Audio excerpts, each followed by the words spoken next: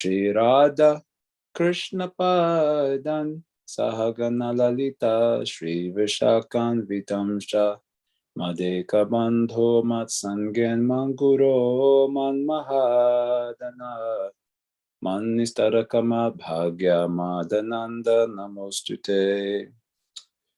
Hari Om Tat Sat. So Shukadeva Goswami Parikshit Maharaj asked a question: how is it that the Lord can be partial when by his ontological nature he is the super soul of everyone, and therefore the dearmost object of everyone, the friend of everyone, and equal to everyone? I don't know why it did that. Okay. Sorry, it wasn't me, I guess. Shukadeva Goswami began his reply by saying that the Lord's pastimes are basically inconceivable because they have no antecedent.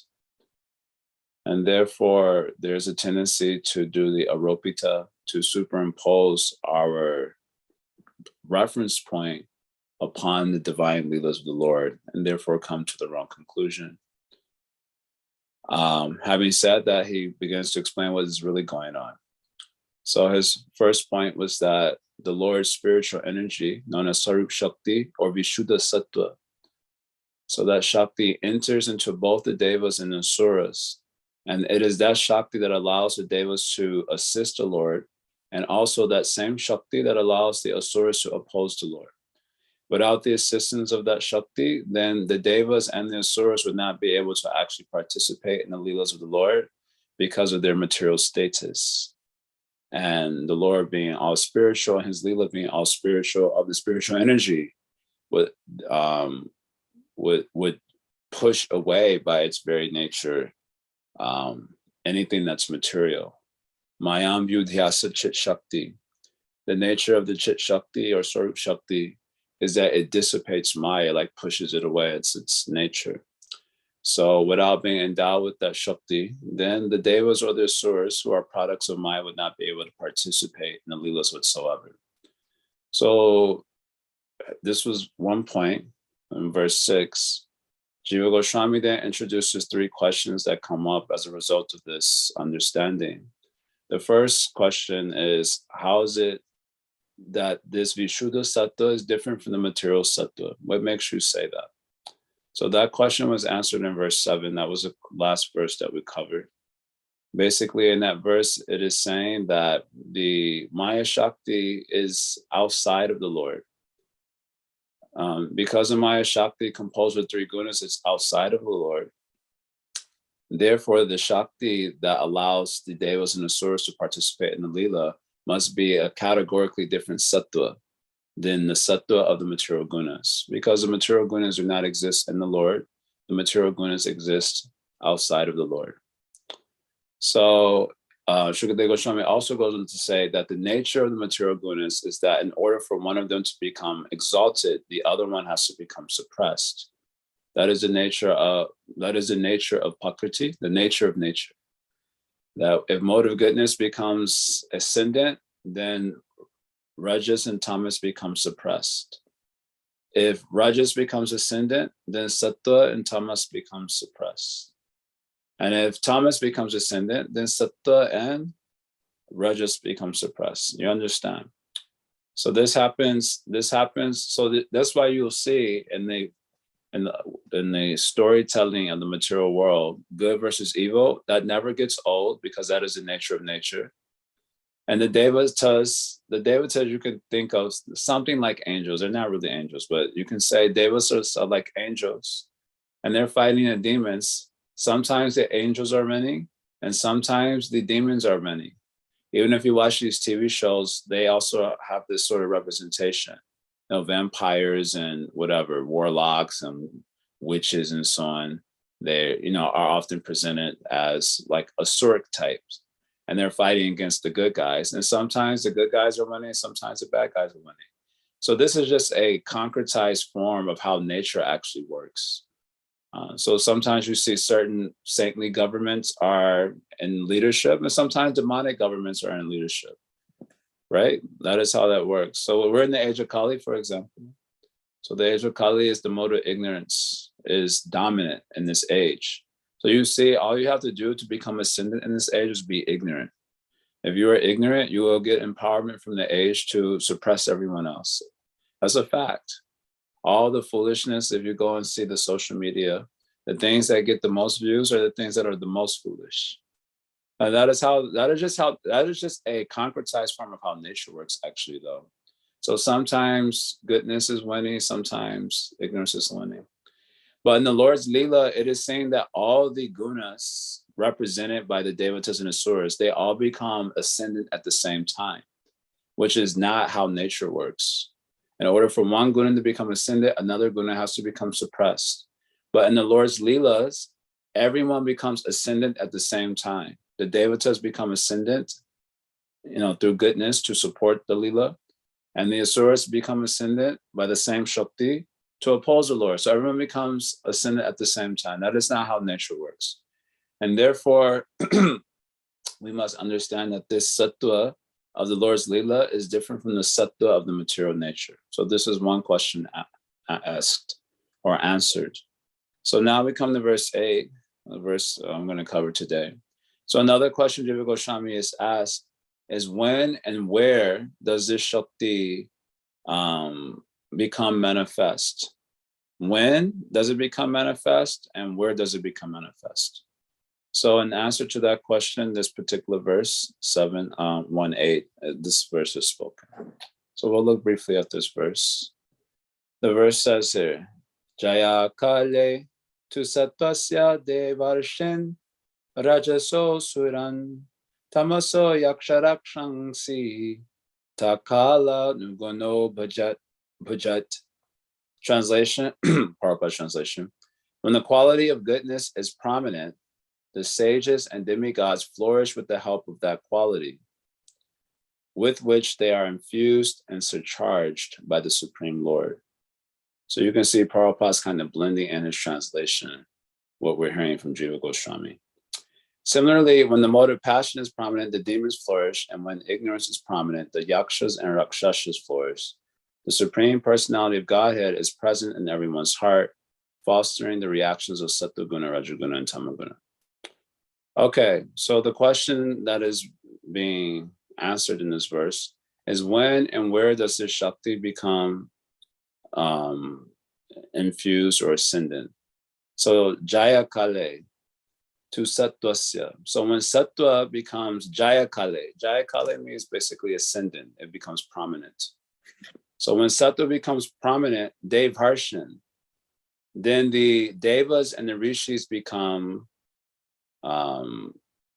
powerful, or ascendant, or how does Prabhupada translate it? They flourish. So when Sattva is Jaya Kale, when Sattva is ascendant, then the Devas and the Rishis, they become prominent. When Rajas is ascendant, so Rajas so Jaya Kale, when Rajas is ascendant, Asuran, then the Asuras, the demons, they become ascendant. And Tamaso Yakshalakshanksi, and when Tamas is Jaya Kale, ascendant, then the Yakshas and the Rakshasas, they become ascendant. They're also like creatures informed by, the lower guna of nature. So this is answering the question, when and where.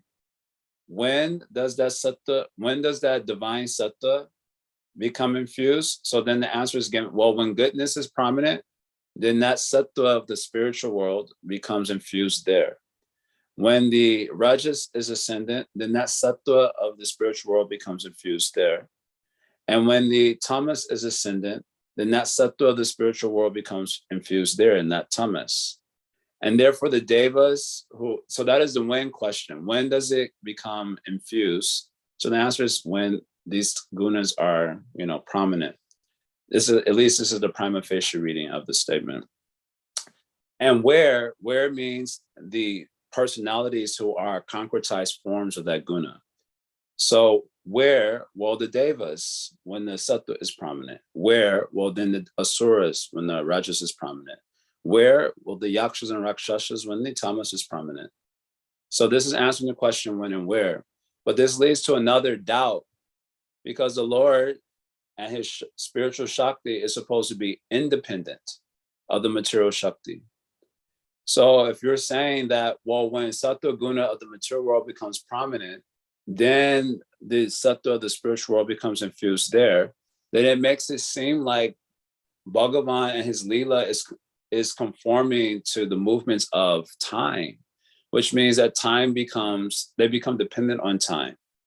They're waiting for time to move in a certain way, and then Bhagavan's Leela is following the movement of time. That will contradict the understanding of God as completely independent of nature, and nature being the one that has to conform to him. You understand? And then this leads to another doubt, the doubt that he's partial. If he's following the way time is moving in the material world, and how a particular guna of nature becomes prominent with that movement, then this is exactly the question that I'm asking. Because partiality in the material world is due to how nature is moving in our psyche, right? When we are in the mode of goodness, we become partial to the mode of goodness. When we're in the mode of passion, we become partial to the mode of passion. When we're in the mode of ignorance, we become partial to the mode of ignorance, isn't it? Just like when you're in the mode of passion, you become partial to looking up nonsense. If someone tries to talk to you something goodness, you don't want to hear that. You just want to watch some movie, as we sometimes say, veg out. Just stand in front of some television, eat ice cream. Or they have this ice cream brand called Netflix and Chill. So this is when, passion is in the mind. So you become partial in that particular way. So this prima facie reading of this verse makes it seem like the Lord's Leela is dependent on nature. And if it's dependent on nature, then the Lord must be partial. And that partiality is contradicting his ontological nature. So so that has to be answered. And our acharyas is saying that this doubt is answered in the last line of the verse. So the last line of the verse says, "Tak kala nukuna abhajat." So this statement, "Tak kala nuguna abhajat," apparently the prima facie reading of this is that Tat means Bhagavan is he who conforms to the movements of time. Again, such a reading of the statement would contradict the Lord's independent nature. So the way that acharyas are taking this last line in order to keep everything consistent is to say that kala is that which conforms to the movements of Tat, of Bhagavan. So time is that which conforms to the movement of Bhagavan, not that Bhagavan conforms to the movements of time. But unfortunately for the conditioned souls, when we're looking at the Leela from the reference point in the material world, it looks the same. So you can't tell if Bhagavan is moving according to the dictates of time, or if time is moving according to the dictates of Bhagavan. You can't see that with your material eye. It just looks like, God is fighting on the side of the Devatas against the Asuras. That's what it looks like. And so he must be partial. He's favoring the Devatas. It just looks material, in other words. Avajananti mamuda manusham tanam ashritam. The material eye will impose in that particular way. But actually, God's Leela is completely independent. And Maya and its feature as time is conforming to the movement of that Leela. That is how this last line of the verse is taken. Ta kala nuguna abhajat. So two basically understandings here. First of all, there are two types of time. This is what our charts inform us. There's two types of time, the time of the material world and the time of the spiritual world. So the time of the material world is a vritti, or a functional capacity of the material potency known as Maya. So we'll take that meaning first. So there's the Mayic energy, the energy of the material world. And time is the energy that causes Maya to change shapes. I'm here in Nashville and someone made a kaleidoscope, which is an example that I also like to give of the material world. You know what is a kaleidoscope? So the kaleidoscope, when you're looking at it and you say, oh, this is very pretty. Oh, this one is very pretty. Oh, that one's very pretty. And you're looking at the different shapes. So that is like the soul looking at nature, right? That is like the soul looking at nature. So the person looking at the thing is different from the thing itself. So the soul is different from nature, and he's looking at nature and, of course, identifying with it. And the different shapes, the kaleidoscope takes different shapes when you turn the what do you call it? The stick? I don't know what else to call it. The kaleidoscope stick. When you turn it, then the things inside change shape. And you're like, oh, that's pretty, and turn it again. Oh, that one is also pretty, and turn it again. Oh, that one is not so pretty. And you turn it again. Oh, this one's okay. And you, so like that, time is that energy, the kaleidoscope reel. Okay. So the time energy is like the turning of the kaleidoscope. So if nature are the different shapes that we're looking at, then time is that energy that is turning the kaleidoscope and making nature take on those different shapes. So all of this time factor and the gunas of nature, they're all vrittis of Maya. They're all functional capacities of the material Shakti. And the Jiva, of course, is looking at that and identifying with it.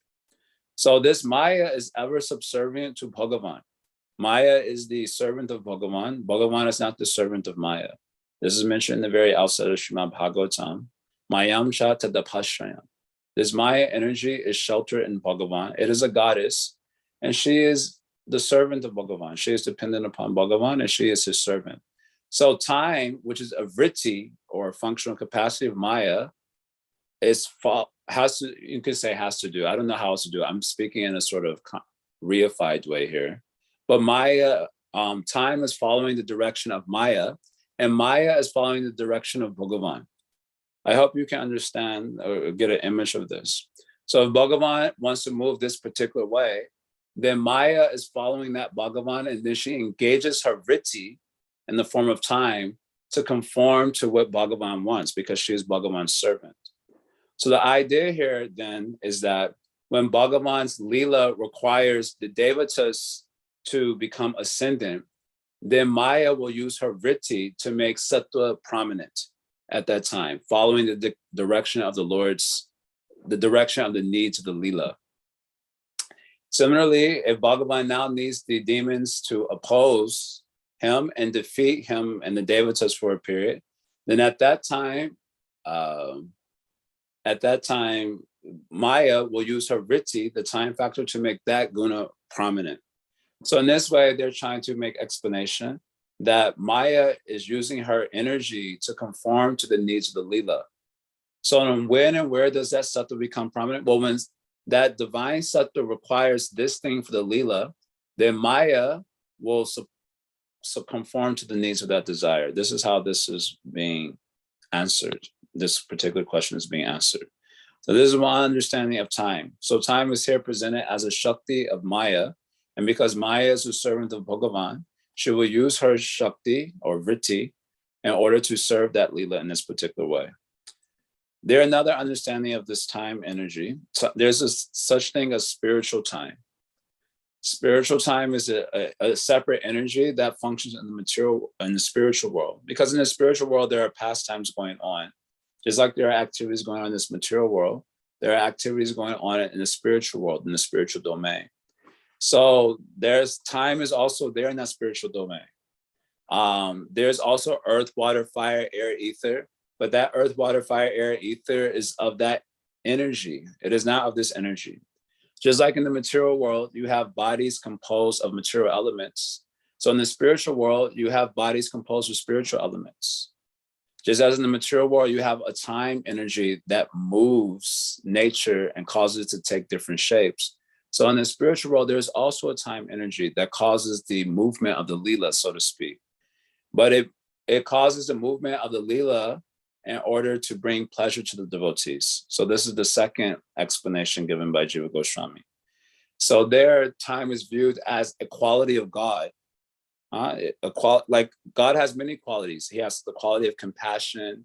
He has the quality of knowing every language, even the language of the animals, for example, that is mentioned. He has a quality of, so many qualities he has, being very beautiful and so on. So one of his qualities is time. And that time energy, being a quality of Bhagavan, is just an energy that works explicitly for the pleasure of devotees. So it moves things in such a way that the happiness of devotees can be facilitated. Because that is the nature of Bhagavan, and time is his quality. So that quality time is moving things around in such a way to give pleasure to the devotees. So if tak kala nuguna abhaja, if this is taken as spiritual time, then spiritual time is the real power that is moving the leelas, even in this material world, like the leelas of Krishna and the devatas fighting with the asuras. It is that time that is moving everything for the pleasure of the devotees.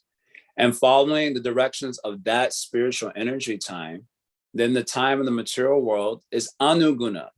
So anuguna means it is following that guna. The word anu means to follow. So anuguna means to follow the guna. Follow what guna? The word guna means quality. So follow the quality of Bhagavan, known as time. That is a spiritual time.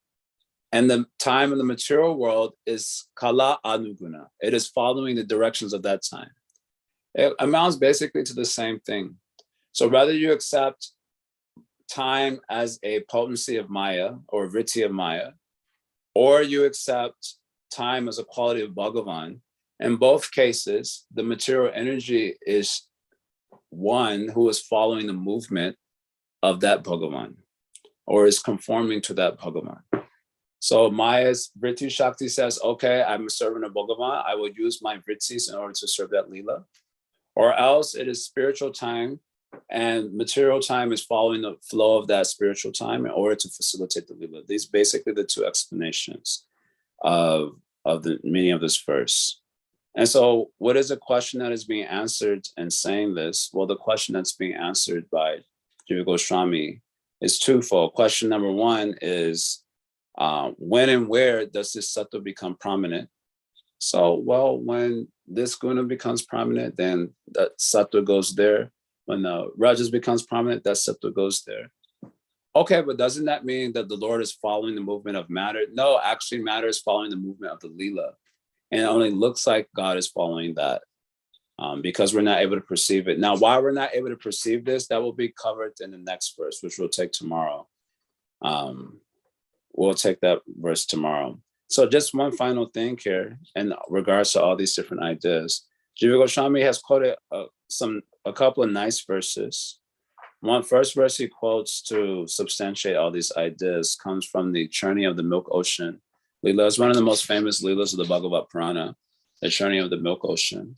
And that particular Leela, the Devatas, basically the Devatas are defeated one time by the Asuras. They go to Lord Brahma in order to seek direction for how they can, gain back Swargaloka from the Asuras. So that time, Brahma takes the Devatas and they go pray to Vishnu at the, the ocean of milk is described there. And Vishnu basically informs them that what they need to do is churn the milk ocean. And out of the milk ocean will come a nectar that will basically give you immortality. And so, but in order to churn the milk ocean, you're going to need the help of the Asuras. This is what Vishnu told them, that you're going to need the help of the Asuras in order to churn the milk ocean.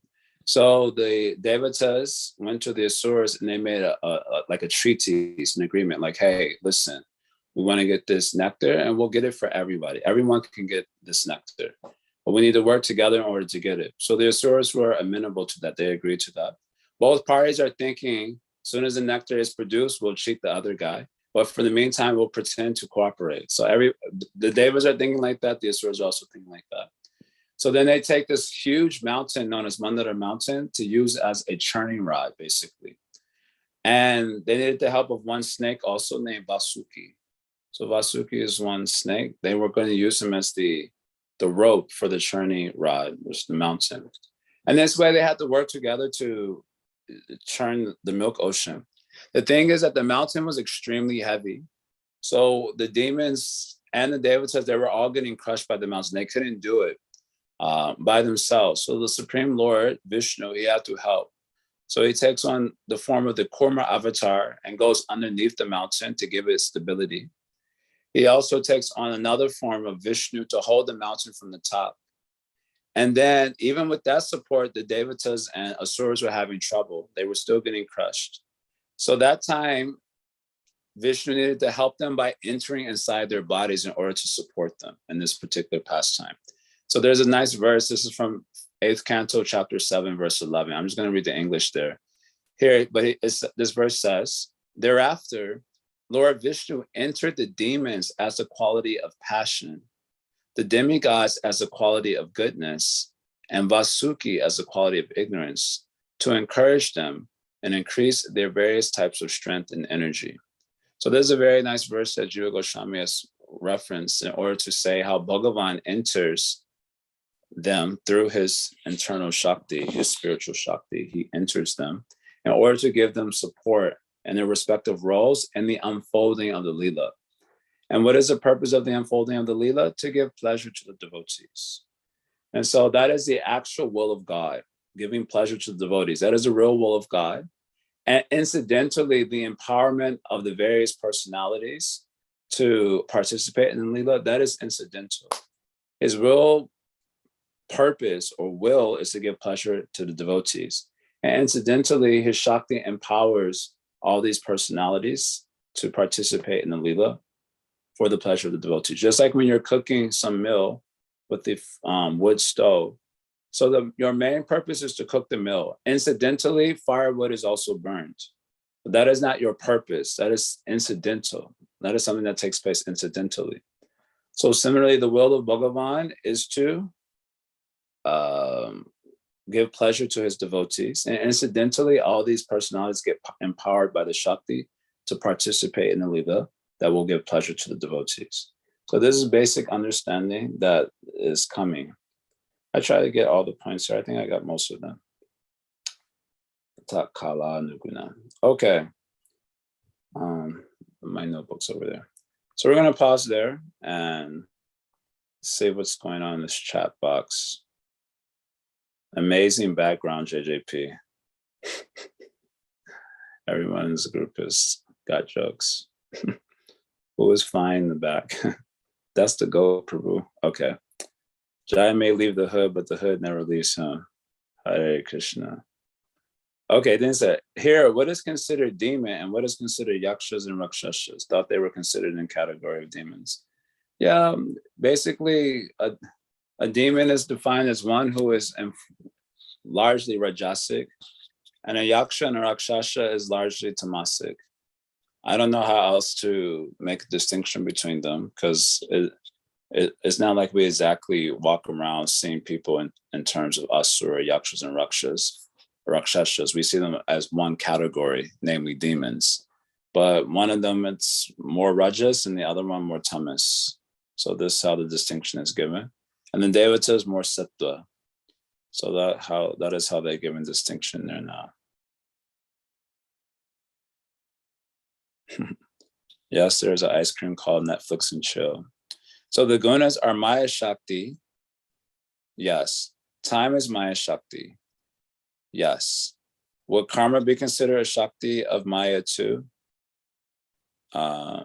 Yes. Karma is considered a vritti of Maya also. So one verse is quoted in this regard from the Srimad Bhagavatam. Our acharyas quote one verse. Let me see if I could pull it out. I should have. Anyway, I did note it. It's 10th Canto, chapter 63. Let me see. My notebook is far away from me, so we'll pick it up. 10th Canto, chapter 63, verse number, 26.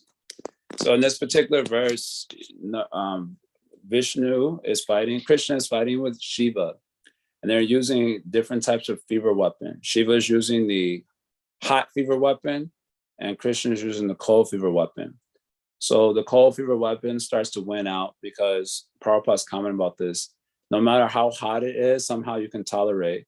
But when it's very cold, no one can tolerate. So Krishna's cold weapon starts to defeat the hot weapon, Shiva Dwara. So the Shiva Dwara begins offering prayers because it is afraid it's about to be killed.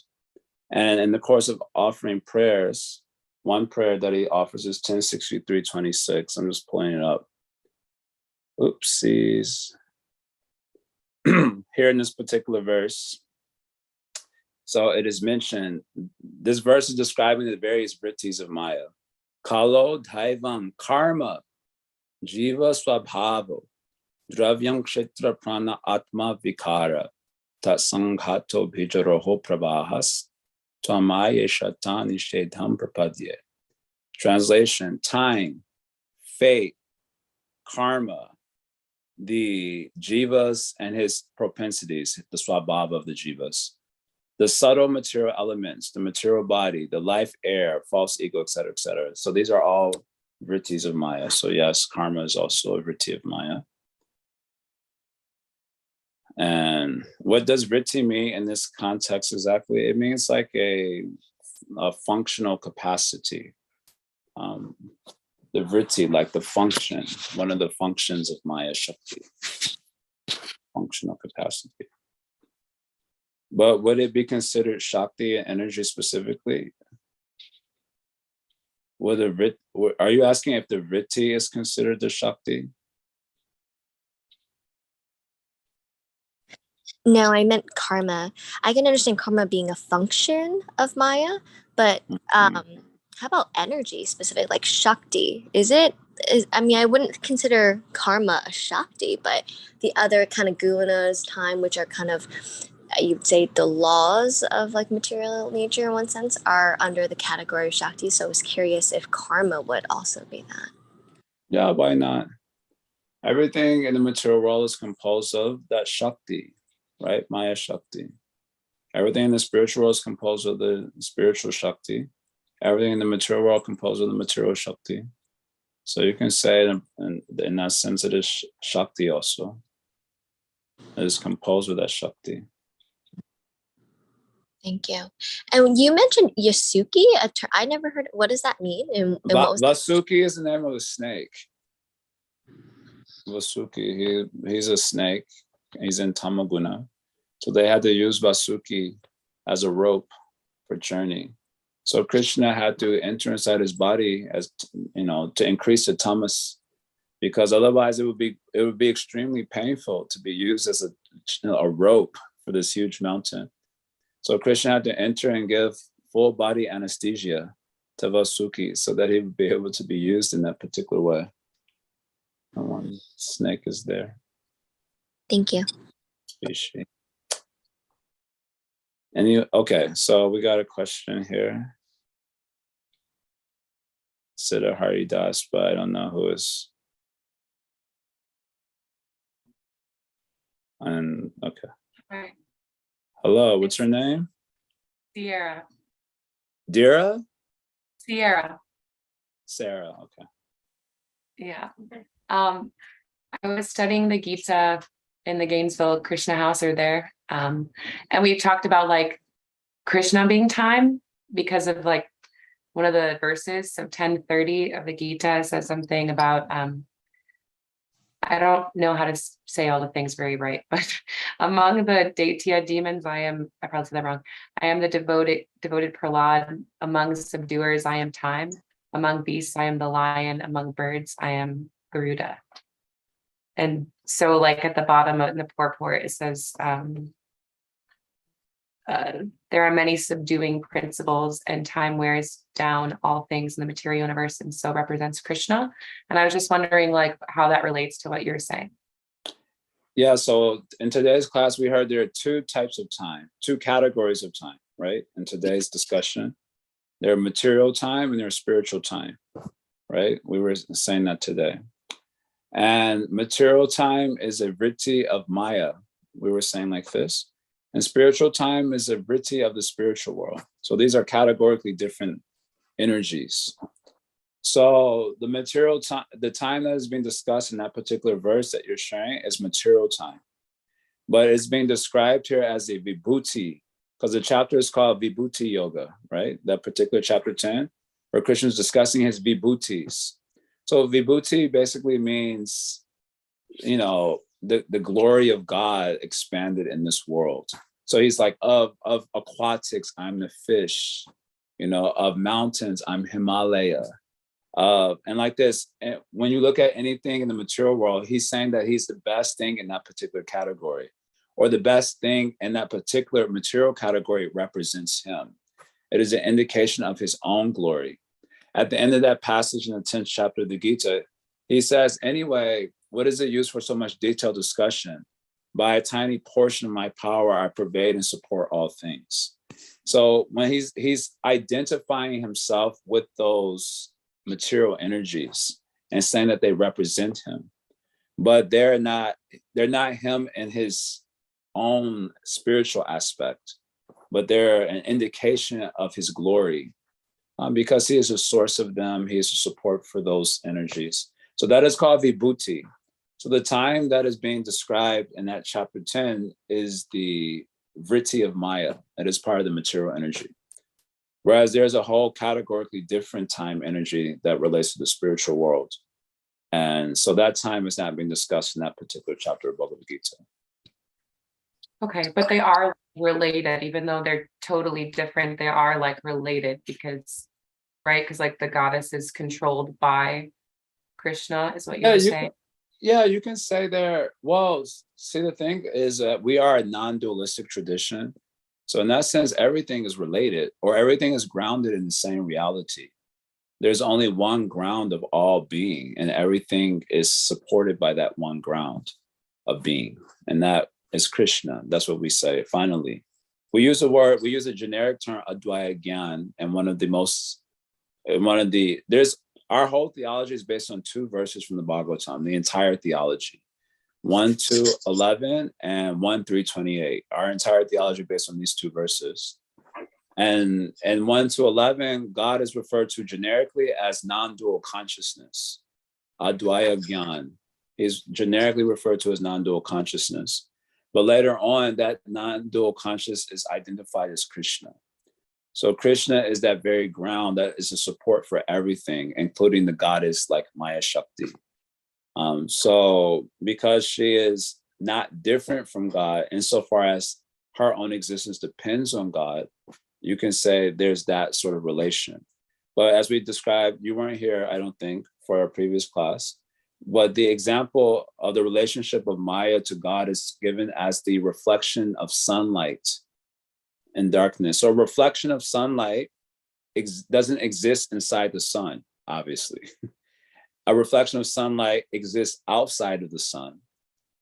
But a reflection of sunlight depends on the sun. Otherwise, there would be no reflection whatsoever.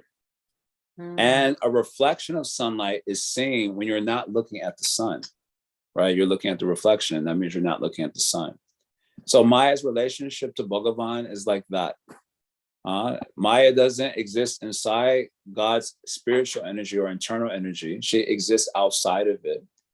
We see the shapes of Maya because we don't see Bhagavan. And yet her whole existence is dependent upon him or sheltered in him. So that is the relationship of Maya to that transcendent reality. And so time, as discussed in chapter 10, or the material time, is her power or her vritti. So that means that time shares the same relationship as Maya shares to that transcendent reality. It exists outside of that transcendent reality. It doesn't exist inside of it. We experience it because we're not experiencing that world. And yet that energy is supported by that world or that person, Krishna. So that is the relationship of that energy to that realm. And then we're hoping, if we're lucky, that the spiritual time will, give us a consideration. Hey, I'm over here trying to be Krishna's bhakta. Can you do a little bit of work in my life too? So the spiritual time works only for the delight of the devotees. We're going to actually hear something very interesting probably on Wednesday. If I'm able to give class tomorrow, then we'll hear it on Wednesday. So the spiritual time is working only for the delight of the devotee. So we're going to hear about the relationship with that spiritual time and bringing about the manifestation of the material world for the purpose of devotees, which is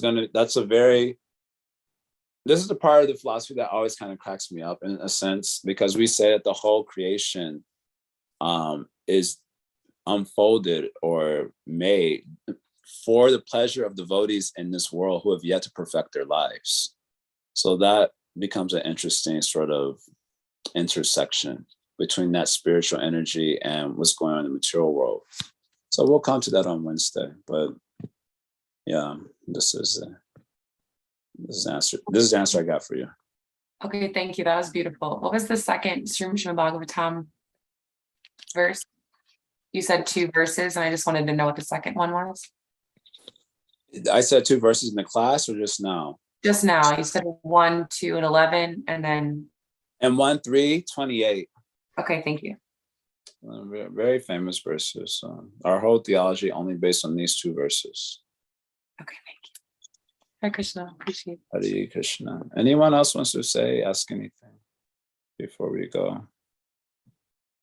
We did our best to cover the subject.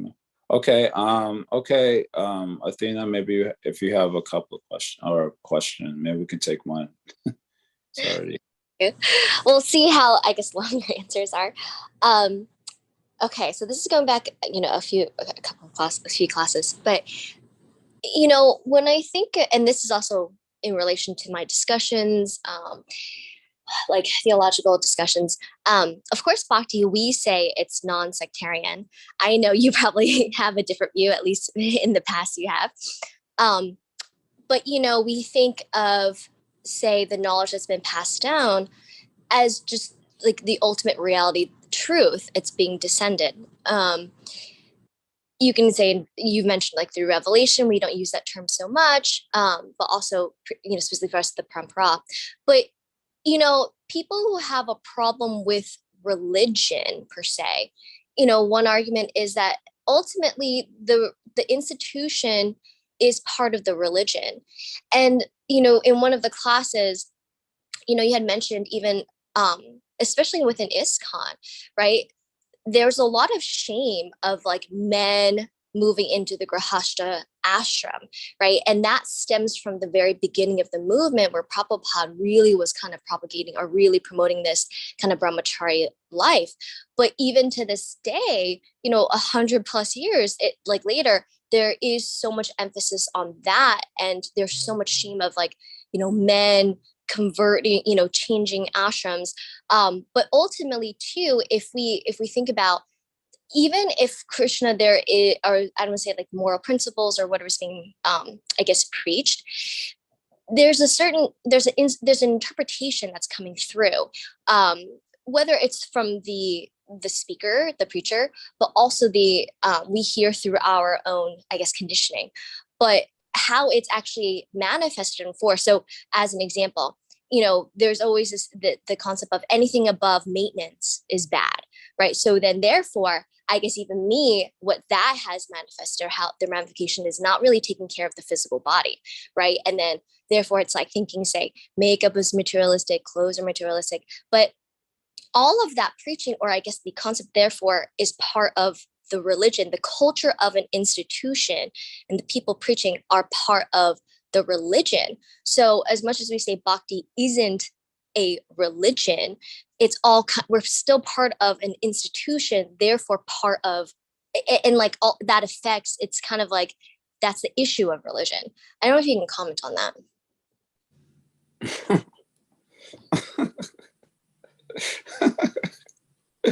You spoke for 8 minutes. I'm supposed to make some close comment.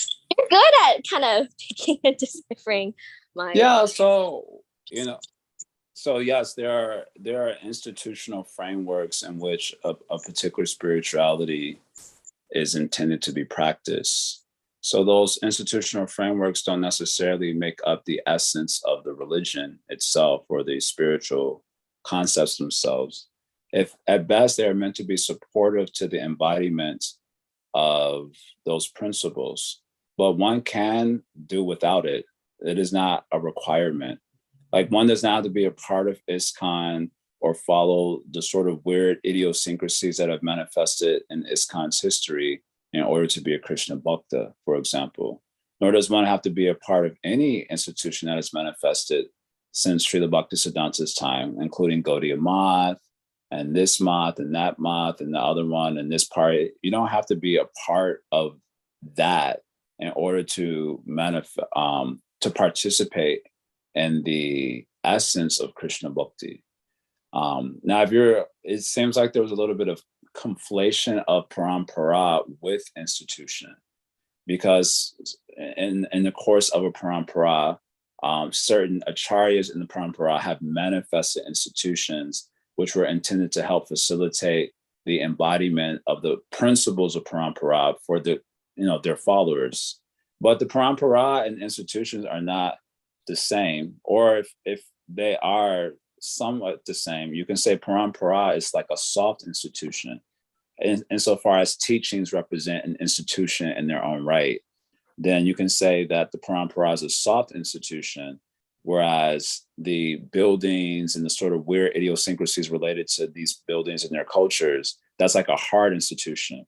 So in that sense, if you want to say that, they're both institutions, then parampara represents a soft institution. It's just the teachings themselves, divine truth. But different gurus who serve the parampara, they may or may not be participating in a hard institution.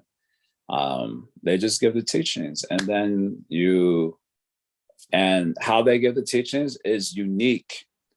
So it's not uniform. So this is one of the major products of Industrial Revolution, is that Industrial Revolution means you have to generate a uniform product en masse. That is what the Industrial Revolution was all about, generating en masse a uniform product. There was no room for nuance or distinction. So religious institutions, they mimic that also, where they try to produce a huge amount, they try to create a uniform product en masse. So it all becomes about getting people like join, and the bigger the numbers, the better. And they should look uniform. So there should be like uniform, of course, understanding, but uniform dress, uniform principles, like the 4 regs got to be followed by everyone in exactly the same way. So this ends up becoming like a sort of violence at a certain point, because we're not dull matter. We're like humans. We have our different journeys that have brought us to this point. We need customized guidance in order to help us make further progress. And so hard institutions tend to be something that a lot of people won't be able to participate in, or they will be sectarian. In fact, they will be alienating just by nature. But the soft institution of just the teaching itself, that is universal. Anyone can participate in that, and they can get customized guidance for how they should do that from where they're standing. And that was the original guru-disciple relationship. It wasn't like one person or like 5, 6, 7 people that you can select on Google, and then like, okay, I think this one, and then you can't talk to your guru, you don't exchange with him. That is kind of a new feature. No, it's not really a new feature. It's become like a prominent understanding because of Prabhupada's Leela. It's become like a prominent understanding, but the old culture of the guru-disciple relationship is like very one-to-one. And so they're giving you customized guidance for how you can embody such principles from where you stand now. If that is an institution, it is a soft institution, and it doesn't depend on, the weird idiosyncrasies of the more concretized forms of these institutions that were intended to help people follow those principles. So I don't know. That's how I'm going to comment now. I did the best I could trying to remember all the elements that you're picking up. Thank you. I guess it's and that makes total sense. So thank you for your explanation. I guess it's more so that the while yes, previously in the past, this is kind of maybe the ideal, maybe even in India, but the reality is that today the religion is kind of the institution. Like you can't really. It doesn't have to be. I know people who become devotees and their first contact with devotee wasn't like ISKCON or even some particular mat, but they just met a devotee, and that devotee started to guide them, and they became devotees. So it doesn't have to work in that way. Yes, it may be working that way prominently at the present hour, but even these institutions will crumble. They already are crumbling. Christianity is almost finished as far as like the heart institution is concerned. Everyone now is able to give their own purport to the Bible. Islam, they a little bit more active, so their institutions are going to be are strong for some time. ISKCON, I don't know how ISKCON will survive the next 50 years. Already there's so much friction, for example, between America or between the Western ISKCON and India ISKCON. It's like huge friction, and how it will survive the next 50 years, who knows? But whether these institutions survive or not is irrelevant in one sense. It is the people who are holding the teachings in their heart or embodying them, realizing them. They are the living current of the parampara. You can go to a ISKCON temple and not find parampara there. It's quite possible. Parampara is not just the building, it's the people who are embodying those principles. So wherever you find that one person, then you're connected to that flow. And that may not, it doesn't have to be a part. It may be like that now, so that is okay, but it doesn't mean that will remain that way. You say it like it's not necessarily you're implying this, but we should not think that all these institutions will be around forever. They won't. And in fact, as the governments become more and more demonic, they're going to be shutting down all this religious stuff. It is necessary for their consumer-based culture to stop religion. So I promise you, institutions of this type will not be around, but parampara can still flow, even if there is no religious institution of this sort. Thank you. Yeah. Also for me to ponder. I had a excuse me, a quick follow-up question about, the argument of, how we have the 6 symptoms of the soul. And, but this question of this example, I was posed the question about fire, because fire is born and then it can grow, has the propensity to grow. It has the propensity to reproduce, right? Like another flame can be created. It maintains, it also dwindles and dies. And we would say it doesn't have a soul, even though it's showing those 6 symptoms. It's in one sense, like what the energy or an extension of like the deity, like, like was Agni. And then, so similar. So I don't know how to comment on that, if those are kind of the parameters that we determine the existence of consciousness.